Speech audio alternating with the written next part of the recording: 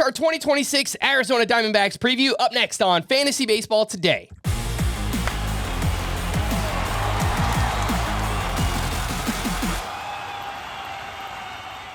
Welcome to On the Beat, our mini team preview series here at Fantasy Baseball Today. I am Frank Stampfl, joined by Nick Piecoro, who covers the D-backs for the Arizona Republic. Make sure to give him a follow on X at Nick Piecoro. Let's run through the D-backs offseason so far. They've signed Michael Soroka to a one-year deal. They re-signed Merrill Kelly to a two-year deal. Just recently traded Jake McCarthy to the Rockies for pitcher Josh Gross. Perfect timing because they also just acquired Nolan Arenado, which was obviously a big name. He's kind of in the, latter stages of his career at this point, but still a great defender. Maybe they could squeeze some offense out of him as well, but it's just been an interesting offseason. We know that they were fielding offers for Ketel Marte.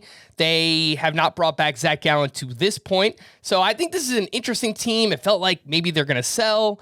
Now they're buying and trying to compete, it looks like. What do you make of the offseason so far? What do you think about the D-backs' chances heading into 2026? Yeah, I don't feel like they've gotten done everything that maybe they would have liked heading into the winter. I think adding to the bullpen remains like a big priority or a huge need. I mean, maybe it's not going to end up a priority. It's just going to be a thing that they don't fully address.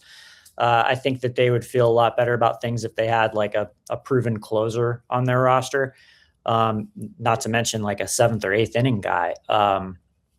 But other than that, I mean, I think like bringing Merrill Kelly back is big. I don't think that, they needed to do an awful lot to their offense and they haven't really made, too many huge changes. Obviously, Arenado is a big addition. The question remains just how much he's going to bring offensively, of course. But yeah, I mean, I think like really the elephant in the room is the bullpen. It's just been an area of weakness for this team for, a lot of the last several years. I mean, really the history of the franchise, it's been a trouble spot for more years than it hasn't been. And kind of been the one thing that's kind of kept them from being, taking that next step, so to speak. So, other than that, I think they've done fine. All right, let's get into some of the big fantasy questions here for the D-backs. You actually had a report that prospect Ryan Waldschmidt could make the D-backs opening day roster. He is a very intriguing player for fantasy, given his power, speed, on-base ability. What percentage chance right now would you give Waldschmidt of being up on opening day with the D-backs? Yeah, I mean, I guess it was just a few days ago that seemed possible, and then they went and got Arenado. And that might complicate things a little bit for Waldschmidt. I think it's possible that it pushes Blaze Alexander, who had kind of been penciled in as the third baseman, and or Jordan Lawlar, who was another possible option at third base, into being a little bit more likely to hold down outfield roles. Both of them, Blaze has already played the outfield in the big leagues. Lawlar started playing some outfield this winter in winter ball. And both those guys could be options now, whether it's in left field or part of like a center field platoon. I think that does make it a little bit more complicated for Waldschmidt. That said, I mean, this is a guy that put up pretty good numbers last year in high A and double A. And you kind of look at like the numbers under it, like not much chase, lots of contact in the zone, pretty good batted ball, like everything you kind of want to see. I think he kind of maybe exemplifies or represents a lot of the stuff that the Diamondbacks, talk about and teach with their hitters internally. So, I get the sense they're still going to give him an opportunity to come in and compete. I wouldn't say that it's especially likely. But look, Blaze Alexander is a good example. A couple of springs ago, he came in and was kind of off the radar and had a monster spring and won a spot on the team. So they've done it before. And I wouldn't be shocked if it played out that way again. I just don't know that I would say it's especially likely. All right, let's take a quick break and we'll be back right after this. When you need your sports news all the time, we've got breaking news to bring to you. CBS Sports HQ gives you a snapshot of all the sports that matter to you. When you need your sports in a snap, find it on CBS Sports HQ, streaming free anywhere you are. Welcome back in Fantasy Baseball. Today we are previewing the Diamondbacks here with Nick Piecoro, who covers the team for the Arizona Republic. Let's get into a sleeper pick here. I asked you beforehand, and you gave me somebody way off the radar. So I'm very interested to hear about this pitcher. Who is it? Oh, yeah. Okay, so I think I went with Brandon Garcia. Yep.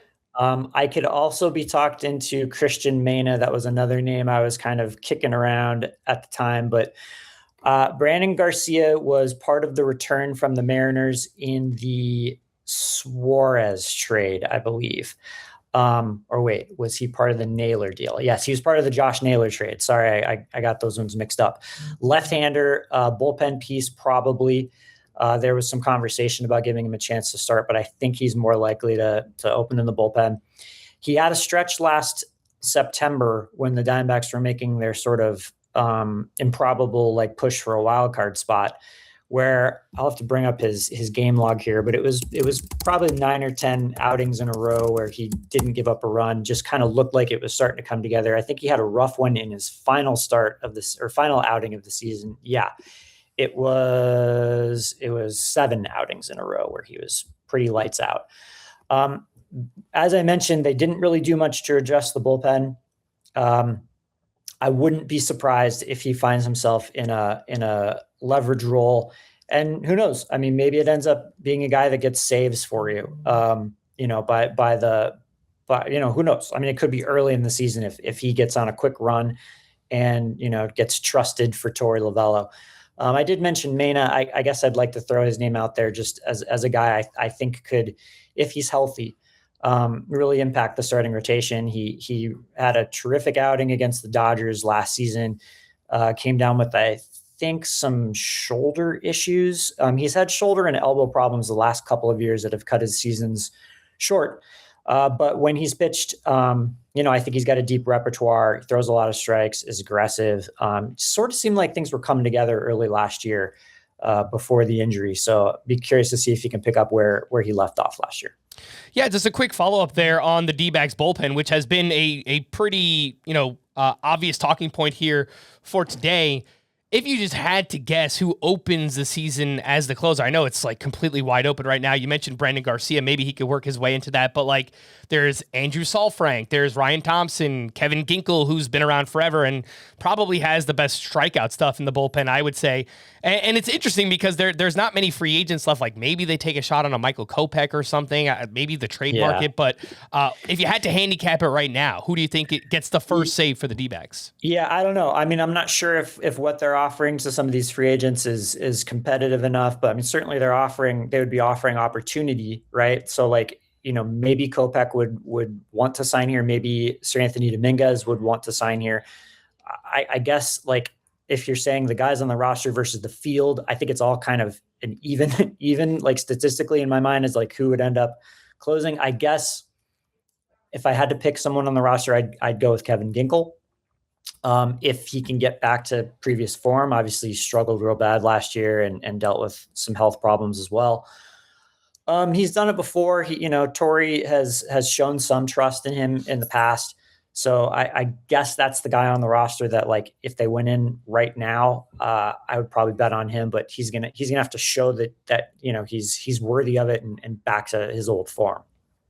All right, let's get into a breakout pick for the D-backs here this upcoming season. Yeah, I'm going with Jordan Lawlar. I think this is finally going to be the year where it happens. I'm not sure that I see some clear path toward playing time necessarily. I did mention that the outfield is going to be an option, I think, for him. Maybe he ends up winning that left field job while Gurriel is down. Maybe he finds himself in a kind of a versus left sort of platoon in center field to start the season with Alek Thomas. Maybe there's an injury on the infield and he, gets opportunities there. But it felt to me maybe like the first week of September last year, he finally got comfortable at the plate and finally started taking some swings and some at-bats. that you sort of envisioned all along from him. So I think that, maybe whatever those growing pains or that need to feel comfortable at this level, I think he's finally reached that point, and I think he's as ready as he's ever been to finally emerge.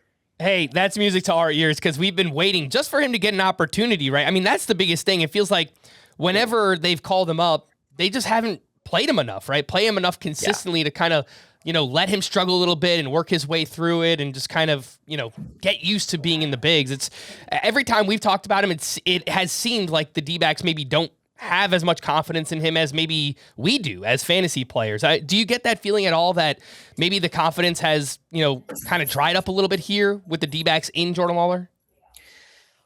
Perhaps. I think it's been a little bit hard to read based on their behavior. I mean, they did bring him up for a stretch. I think it was in May last year, where they seemed to have a lot of confidence in him and were planning on, working him in. And I think they thought that it was going to take off from there, and it just didn't. And they realized this inconsistent playing time plan that they had for him just wasn't working, and they sent him back down. And the fact that they seemed more willing to move him in a trade this offseason does kind of speak to what you're saying. That said, he just hasn't stayed healthy often enough over the last couple of years. And really for a lot of his career as a professional, he's dealt with injuries. So it's hard to kind of, make sense of exactly where he fits in things when he's not on the field. It's possible that, if he hadn't missed so much time in 2024, he would have already been up here and established himself long ago. So I don't know. I think that if he's on this team and gets an opportunity, I do think he's going to run with it. All right, big thanks there to Nick Piecoro, who covers the D-backs for the Arizona Republic. Make sure to check out his work and give him a follow on X at Nick Piecoro. For more extensive fantasy baseball coverage, listen to our full-length podcast, Fantasy Baseball Today, on Spotify, Apple Podcasts, or anywhere else podcasts are found. Thanks for listening to our On the Beat team preview series, and we will be back again tomorrow. Bye-bye. Thanks, Frank.